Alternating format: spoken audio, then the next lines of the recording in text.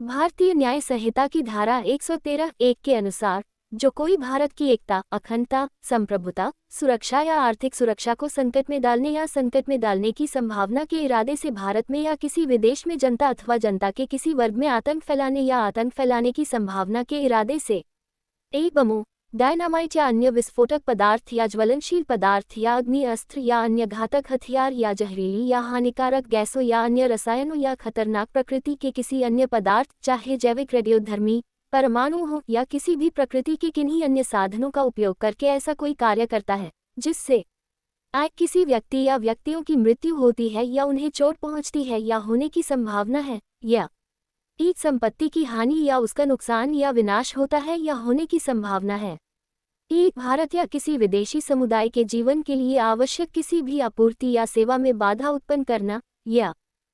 नकली भारतीय कागजी मुद्रा, सिक्के या किसी अन्य सामग्री के उत्पादन या तस्करी या संचालन के माध्यम से भारत की आर्थिक स्थिरता को नुकसान कारित होता है या होने की संभावना है, या भारत में या विदेश में भारत की रक्षा के लिए या भारत सरकार या किसी राज्य सरकार या उनकी किसी एजेंसी के किसी अन्य उद्देश्य के संबंध में उपयोग की जाने वाली किसी भी संपत्ति को नुकसान या विनाश होता है या होने की संभावना है, या लोक पदाधिकारी को आपराधिक बल के द्वारा आतंकित करता है या ऐसा करने का प्रयत्न करता है या किसी लोक पदाधिकारी की मृत्यु कार्य करता है या किसी लोक पदाधिकारी की मृत्यु कार्य करने का प्रयत्न करता है, या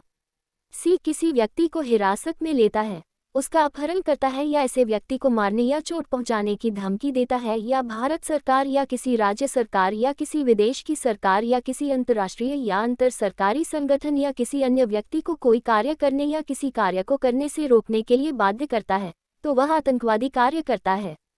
यदि ऐसे अपराध के परिणाम स्वरूप किसी व्यक्ति की मृत्यु हो जाती है तो उसे मृत्यु या आजीवन कारावास से दंडित किया जाएगा और वह जुर्माने के लिए भी दायी होगा।